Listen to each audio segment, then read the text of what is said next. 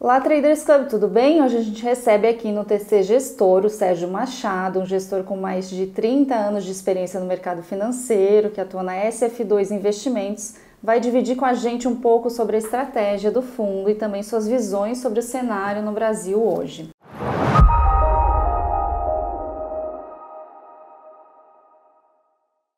Sérgio, obrigado pela tua presença aqui com a gente. Eu que agradeço. Para começar, explica um pouco para o nosso público, né, quem é o Sérgio, como que foi sua trajetória até chegar a SF2? Tá. Basicamente, a minha vida toda foi no mercado financeiro.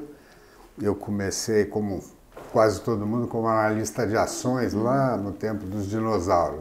E aí, mas como eu sempre tive um lado assim mais para matemática, e naquele tempo era meio um deserto, quando abriu um espacinho eu fui para a mesa. E aí, então, minha carreira foi muito em cima de mesa de operações. Eu fui tesoureiro de alguns bancos até o começo de 2000. 2004 eu saí de um último banco e realmente a gente já vinha sofrendo uma crise do mercado bancário, que eu falo.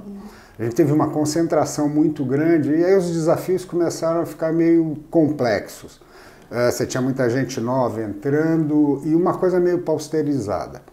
Aí nessa época eu abri minha primeira gestora, que chamou Vetorial, que não tinha nada a ver com o que eu faço hoje, porque ainda era na minha linha antiga, era uma parte de high vol, alto risco, era uma coisa de emular uma tesouraria como fundo. Deu muito certo e tal, mas aí a vida dá as voltas.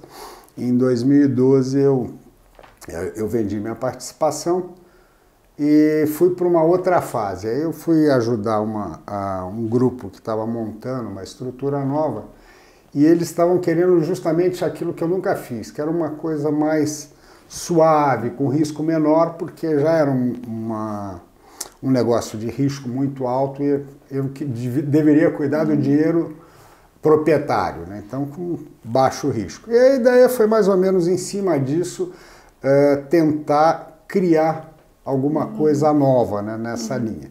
Então foi um lado que a gente, como rentabilizar sem ter riscos tão grandes, que o problema que eu enxergo muitas vezes nos fundos de renda fixa são riscos totalmente assimétricos. Tá? Você tem riscos de empresa, que são riscos binários, para um retorno muito tímido. Né? Então a ideia foi tentar fazer assim, como a gente pode fazer um retorno que vai ser baixo, dado o risco que é baixo, mas que a gente consiga maximizar esse binômio de risco e retorno.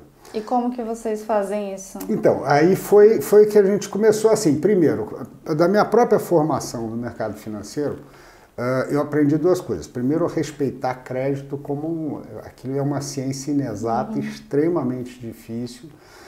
E o crédito empresarial no Brasil, então, é mais difícil ainda. Hoje melhorou, mas os números não são tão confiáveis, os demonstrativos, principalmente as empresas médias. Já os bancos, justamente por você estar debaixo de BC, eventualmente CVM, você tem a obrigatoriedade de informativos periódicos mais rápidos, mais acurados, você tem um sistema de controle maior e é onde eu vivi minha vida toda, eu tenho um conhecimento um pouco maior. Então a gente pensou em fazer como? Se eu vou ter que dar crédito, eu vou dar crédito para o sistema financeiro. E no primeiro instante a gente tinha até limitado só com um fundo garantidor de crédito, quando ainda alcançava os bancos. E como você complementa isso para não virar um fundo de crédito privado, né, um fundo estático, né, que ele tem alguma possibilidade de você ter uma mobilidade tática, foi o que? Anexar aos títulos de bancos operações em bolsa sem risco direcional. Termos, travas, box, coisa e tal, onde o risco seja a CBLC, né? Seja a B3. Então com isso a gente consegue ter um risco bem parrudo, né? Que são títulos públicos, que vão fazer o caixa, como sempre, títulos de bancos pelo menos AA, e títulos e operações na bolsa, onde o risco vai ser CBLC. Então você tem um risco bem parrudo, né, que eu consigo. E como você vai conseguir fazer justamente, aí a estratégia é essa, tá dada desde que o fundo foi criado em 2013. O que a gente vai fazer no ajuste é tático, porque tem certa hora, quando você tem muita vol, é muito bom você estar carregado de operação de bolsa, porque elas antecipam, dão um champignon no molho. Agora, quando você pega uma época de muito estável, que como a gente teve no passado, elas não são tão boas, porque quem faz a operação leva até o vencimento, você não melhora. Então, justamente, o diferencial é quando eu vou ter mais crédito chegando próximo aos 50 ou quando eu vou ter menos crédito. Então, hoje, por exemplo, que a gente está com muita vol, eu estou com quase 70% de operação estruturada em bolsa, e só 20% em crédito. E 10% em LFT. Quase 70% em bolsa? Quase 70% em bolsa, operação não direcional. Sim. Operação basicamente termo e box. Tá. E aí quando a vol diminui, aí a gente aumenta o crédito e faz. E é lógico que também, fora isso, a gente está monitorando o tempo inteiro o risco de crédito. Que queira ou não, você pode não ter... Eu não vejo hoje o sistema financeiro com um risco sistêmico, nada próximo disso, então a gente vai acompanhando, é lógico, banco a banco, balanço a balanço, mas o risco, eu acho, intrínseco hoje é o volume, é a rentabilidade, porque hoje a taxa paga, não só pelos bancos, mas por toda a estrutura de crédito, é muito baixa, tá certo? Você tem uma coisa totalmente fora do que tem em paralelo no mundo, onde você tem uma hierarquia de crédito, onde quanto mais sobe o risco, maior você vai ter a rentabilidade. Aqui a curva é assim, tá certo? É totalmente... Eu olho isso, acho que não tem um retorno que tem o prêmio para o risco embutido. Porque, queira ou não, o risco de crédito é binário, ou paga ou não paga, né? É diferente de outros ativos onde você tem saída, que é bolsa. Quando a empresa começa a pré-defotar, ela já defotou, né? Prefeito do papel dela passa a valer zero. Certo. Já que você está falando muito em risco aí, como que você define risco? Perda de capital, volatilidade, o que é risco para ti exatamente? Eu acho que o risco depende muito, o conceito de risco, ele vai depender muito dos ativos que você está trabalhando, tá certo? Se você trabalhar um crédito puro, por exemplo, o risco é do não pagamento, é o risco binário, né? Depois, se você tem outros ativos, ações, você vai ter o risco de variação de preço. É lógico, todo ativo tem um risco de variação. Mas no caso das ações, você tem uma facilidade que é um ambiente fechado, que abre todo dia numa certa hora, fecha na outra e, teoricamente, se negociam os ativos. Tá? É lógico que quando você tiver um evento fora da curva com determinada empresa, ela passa a perder liquidez e responde em preço, mas você tem essa coisa. Então, para mim, o risco é isso. Você tem o risco de preço e o risco do futuro, né? Basicamente, todo investimento, o risco maior é assim, o que vai acontecer no futuro, né? Com o macro e o micro. Sérgio, qual que é o PL sobre gestão hoje de vocês e quais você diria que são os diferenciais da gestora? Bom, hoje, no caso do fundo SF2, tem 50 milhões mais ou menos de gestão. A SF2, eu tenho uma associação com a Trópico, né? Então a Trópico Investimentos é a SF2, a Trópico é minha sócia na SF2. Então eu posso falar que nosso grupo tem mais de 250 milhões sobre gestão, com diferentes focos, né? Então a minha parte, pela própria formação, vai ser sempre fundos ligados, não renda fixa. Eu acho que renda fixa é meio... Uma coisa, um nome antigo, fica parecendo aquele tempo, tinha um dinheiro na renda fixa. Né? Então, são fundos mais ligados a moeda e juros. E hoje também crédito, né? Que é uma novidade que aconteceu. E já na parte da Trópico é mais a parte de ações e principalmente buy and hold, é uma visão mais de longo prazo. Tem se falado muito, vamos falar um pouquinho de conjuntura agora, tem se falado muito num possível corte na Selic, né? Você vê isso acontecendo? Eu acho que hoje tem uma preocupação que ela é meio bizantina com o nível de taxa de juros. tá certo? Porque a gente já está com uma taxa muito baixa no nosso histórico. Eu que sou velho nesse mercado, nunca imaginei estar tão baixo. 6,5%. Tá certo. Só que a gente tem, a taxa ela é composta, todo mundo se pega muito em, hoje, nível de atividade, inflação está baixa e tal. Bom, primeiro que Copom não tem que olhar nível de atividade, não é mandado dele, tá certo? A inflação está baixa porque a demanda está baixa. Eventualmente, se você tiver uma retomada do nível de atividade, a gente tem a nossa estrutura de produção tão desequilibrada que você não sabe aonde viriam as pressões. E quem viveu sabe que a inflação ela aparece com uma virulência, só lembrar o que fez nossa antiga presidente com as brincadeiras. O que era uma inflação morta, ela acorda e sai correndo atrás de você, né? Esse monstro, ele não está ainda morto no imaginário coletivo brasileiro, né? O brasileiro viveu a vida inteira em inflação. Vocês são mais novos e tal, mas vocês sabem que ela estava aí e era difícil. Então eu acho que muito mais importante do que... E uma coisa que, voltando ao tempo antigo, eu sou do tempo da política monetária ortodoxa, né? Que o cara vinha, aumentava a taxa de juros de 12 para 50 e depois baixava de 50 para 30. Hoje, a ideia do inflation target e a beleza dela é o seguinte, ela leva aos agentes econômicos, ela induz a que eles criem a sua curva.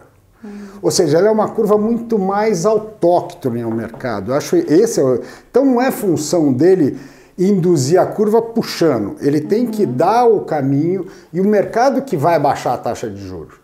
Isso daí foi uma coisa aqui no Brasil, só depois, quando começou a inflation target, que você teve a primeira curva de juros que ficou negativa, né? Negativamente inclinada. Todo mundo fala, acontece, né? Porque a gente só vivia uma curva assim. Tá, então, e essa é... Por isso que não é o Banco Central que tem que chegar e jogar a taxa para 5.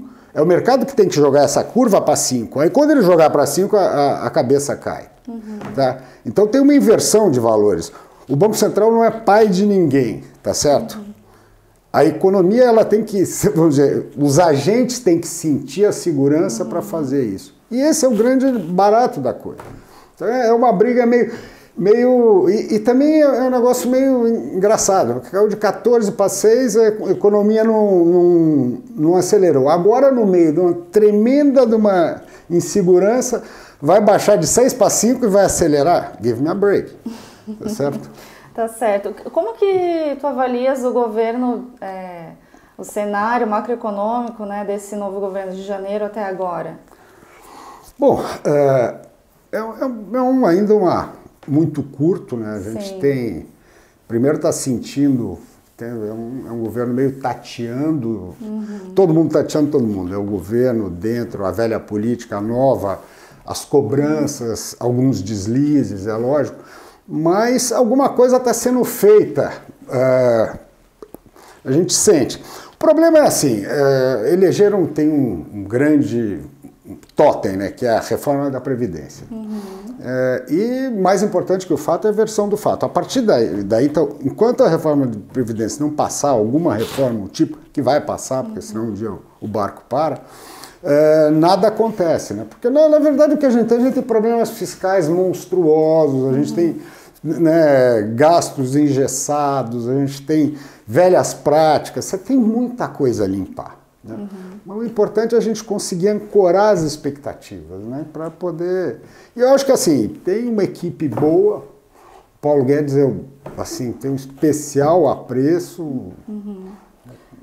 Sérgio, assim, as pessoas falam bem da equipe, o mercado em geral fala bem da equipe, mas existe uma tensão aí em relação às próprias movimentações do presidente, né?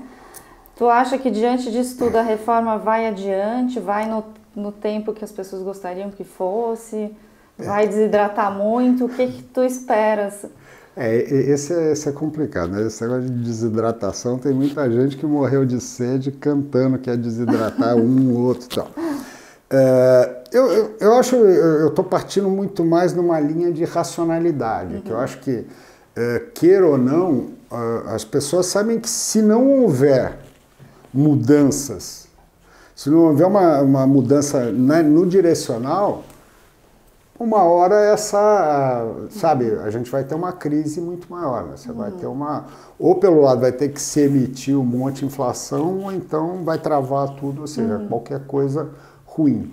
Então, eu acredito, eu sou um otimista por definição, tá? Eu não chego a ser um louco, mas eu sou um otimista. E eu acho que a necessidade vai levar a uma aprovação. A gente não sabe do que, como, quando, o que vai ter sido entregue, né? Quantos anéis vão, mas a gente ficar com os dedos já tá bom, sabe? Porque é um passo, e aí depois que você faz isso, você começa a ter o caminho. A gente tem um longo caminho, mas eu estou otimista nesse ponto. Diante disso, diante desse teu otimismo, o que tu esperas para a Bolsa, dólar ao longo desse ano aí?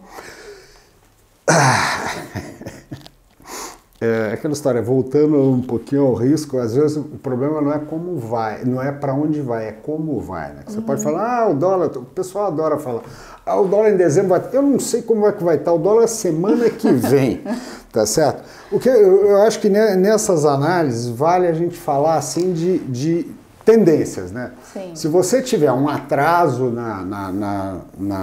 nas reformas e tal, e se a coisa começar a ser muito, muito pobrinha que passar, aí a gente vai ter vai ter mais vol e uma piora, acho que, dos níveis que a gente tiver agora. Se a gente tiver um encaminhamento mais palatável, mais legal, aí vem comigo. Compra a bolsa, vende dólar, dá juro, não tenha dúvida, porque a economia vai responder. Porque o empresário, você vê que está latente a coisa. Você conversa com um cliente e tal, o cara está com a grana e ninguém aguenta mais. Tá? A pior coisa é você ter um negócio parado, né? Porque ele vai te comer no teu dinheiro, você não investe, né? Vai ficando aquela coisa que é uma bola de neve. E é lógico, se der errado, aí cumbica ou galeão, né? Você pode escolher. Vamos esperar para ver, então. Eu prefiro não ter que pegar o avião. Obrigada, Sérgio, pela tua presença aqui, viu? Nada, eu que agradeço. E obrigada a você pela audiência. Não se esquece de se inscrever no nosso canal no YouTube. Se gostou do vídeo, dê like, comente. Até mais. Obrigada.